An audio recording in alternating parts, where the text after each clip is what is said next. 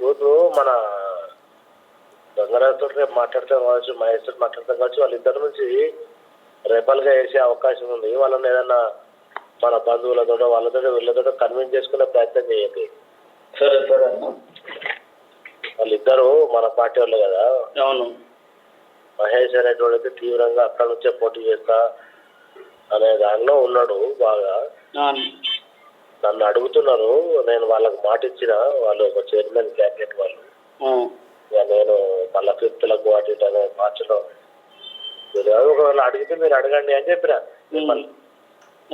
అడగాలంటే మేము అడగమన్నా మేము ఎట్లా వాళ్ళతో మాట్లాడింది. కానీ మహేష్ లో బంధుత్వం ఉంటది కదా, కులం ఒకటేనే. మహేష్ ఒకటి, గంగరాజు ఒకటి మాట్లాడడం మేము మాట్లాడతాము కంప్లీట్ గా. మేము మీ మీదనే వేయడం కాదు, కానీ మేము మాట్లాడతాం. కానీ మీరు కూడా మాట్లాడడం. ఇప్పటి నుంచి నామినేషన్లు ఉన్నాయి కదా, మీ మంచి రోజు ఏదైనా ఉంటే చూసుకొని నామినేషన్స్ వేసేసేయండి. ఓకే అన్న.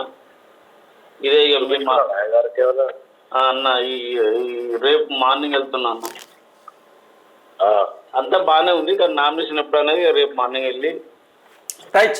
ఇక్కడ కీలకంగా ఇక్కడ అర్థమవుతున్న విషయం ఏంటంటే, నోటిఫికేషన్ వచ్చిన రోజే వచ్చిన ఒక గంటకో లేకపోతే అర్ధ గంటకో ఒక ఫోన్ చేసినట్టుగా కనబడతాం. రేపటి ఉంది నామినేషన్లు ఉన్నాయి అంటే ఈరోజు నోటిఫికేషన్ వచ్చింది. నోటిఫికేషన్ వచ్చిన తర్వాతనే ఫోన్ చేసిన పైన మనం చూస్తాం, అంటే ఫోన్ చేసినట్టుగా కనబడతా ఉంది. మీరు మంచి రోజు చూసుకోర్రి. మీకు రెబల్గా వేసే అవకాశం ఉన్నది, పార్టీ నుంచి రెబల్గా వేసే అవకాశం ఉన్నది. వాళ్ళను సర్దిద్దుకునే ప్రయత్నం చేయండి, వాళ్ళతో మాట్లాడే ప్రయత్నం చేయండి. నేను కూడా వాళ్ళకి చెప్పినా, కానీ ఎదుటి వాళ్ళు ఏమంటున్నారంటే వాళ్ళు వినే ప్రయత్నంలో లేరు. మేము మాట్లాడమన్నా మీరే ఏదైనా మాట్లాడుంటే మాట్లాడంటారు. వీళ్ళ చుట్టరికం ఉంటుంది కదా, మీరు మాట్లాడుకోండి అని క్లియర్గా చెప్పిండు.